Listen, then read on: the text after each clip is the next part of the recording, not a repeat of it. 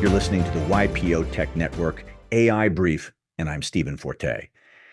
In this episode, Scayle used to be a moat, and now AI appears to be draining it. Today, we'll talk about how AI is collapsing the competitive advantage of size and why your next disruptor might not have a headcount. They might have a laptop and a fleet of AI agents.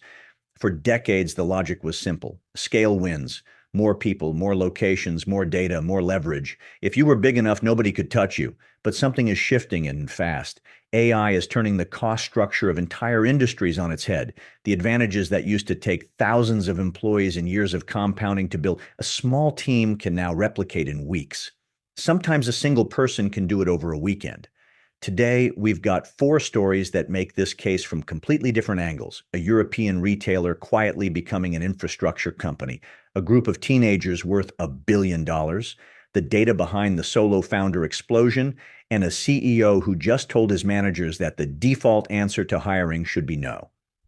Let's start with Zalando. The German online fashion platform just posted its 2025 results and raised its 2026 outlook.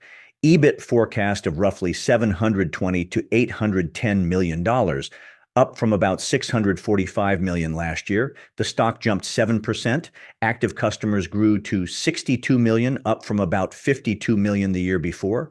Gross merchandise value hit over $19 billion. These are not small numbers, but the numbers aren't what makes this story interesting. What makes it interesting is how they got there.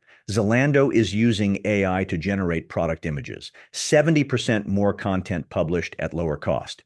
They've rolled out AI-powered virtual try-on tools that are cutting size-related returns, which for anyone running an e-commerce operation, returns are one of the biggest margin killers in the business. Every return you prevent goes straight to the bottom line, and Zalando just figured out how to prevent a lot of them without adding a single person to the payroll. But here's the real kicker. Their software unit Scayle just signed Levi's to run worldwide e-commerce on their platform. Think about that for a moment. A mid-market European retailer is now the infrastructure provider for one of the most iconic American brands on earth. That's not a pivot, that's a power shift. Zalando used AI to get so efficient at running e-commerce that bigger brands are now renting their tech stack instead of building their own. Scayle didn't protect Levi's here. It made them a customer. Now, if a European fashion company becoming an enterprise software provider doesn't shake your assumptions about competitive advantage, maybe this will. Meet Aaru, a startup founded by 3 teenagers from the Chicago suburbs, now valued at $1 billion. What they built is deceptively simple. They use census data and consumer behavior patterns to create AI-powered digital personas, essentially synthetic focus groups that can simulate the opinions of thousands of demographic segments. Their client list includes McDonald's, EY, Bayer, and A24 The Film Studio. One engagement matched the results of a 500-person, 2-month consumer study in 1 week.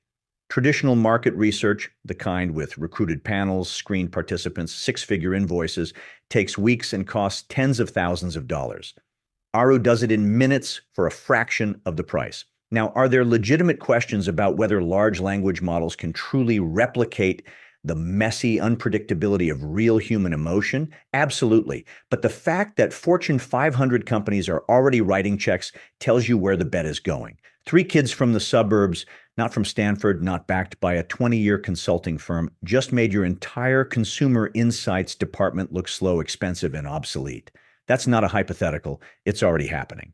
And Aaru isn't an outlier. It's part of a much bigger structural shift. Solo-founded startups now make up over 36% of all new ventures.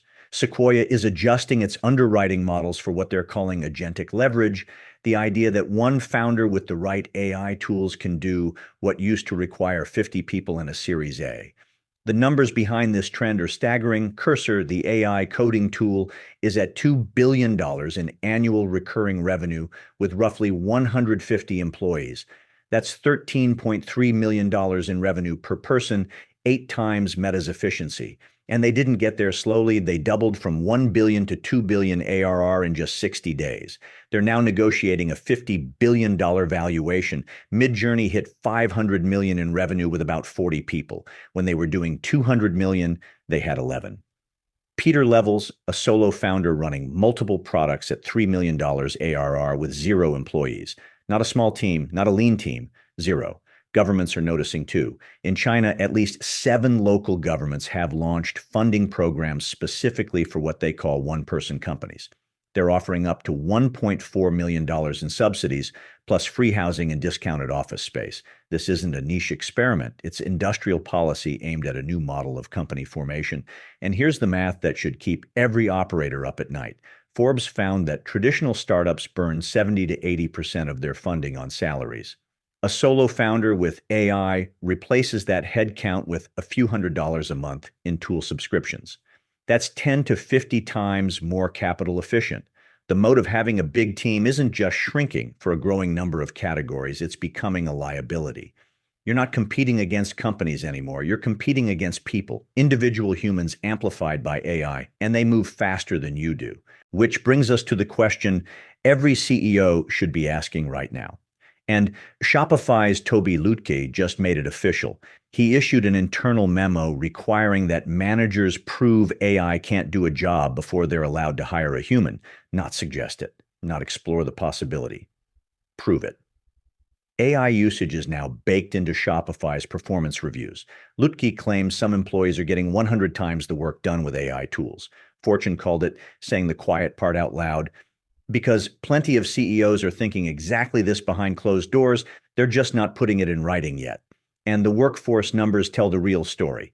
Shopify went from roughly 10,000 employees to about 8,100 over the past 2 years. That's not a layoff headline. That's a structural redesign of what a company needs to look like when AI can handle a meaningful share of the work. The question Lutke is forcing his managers to answer is the question members should be asking about every open requisition sitting on their desk right now. Before you post that job, can AI do it? Not will it be perfect, not will it replace the entire role, but can it get you 80% of the way there for a fraction of the cost? If the answer is yes, you just found your new hire and it doesn't need health insurance, a desk, or a one-on-one with its manager every Tuesday. So here's the through line across all 4 stories. A European retailer used AI to become an infrastructure company that bigger brands now depend on. 3 teenagers built a billion-dollar business that outpaces traditional research firms with decades of head start. Solo founders are generating hundreds of millions in revenue with teams you could fit in a minivan. And one of the most respected CEOs in tech is telling his managers that the default answer to any headcount request should be no, until you can prove a machine can't do it. Scayle used to be the moat. AI is draining it. Your next competitor might not have an office, a sales team, or even a legal department. They'll have a laptop, a credit card for AI subscriptions, and an idea that moves faster than your org chart. The question isn't whether this shift is coming, it's whether you're reorganizing fast enough to stay on the right side of it. And if you're sitting in your next forum meeting and someone says their competitive advantage is their team size, that might be the moment to ask some harder questions. That's the YPO Tech Network AI brief for Monday, March 16th, 2026. I'm Stephen Forte. If this hit home, send it to a fellow member who needs to hear it. I'll be back tomorrow with more. Until then, stay sharp.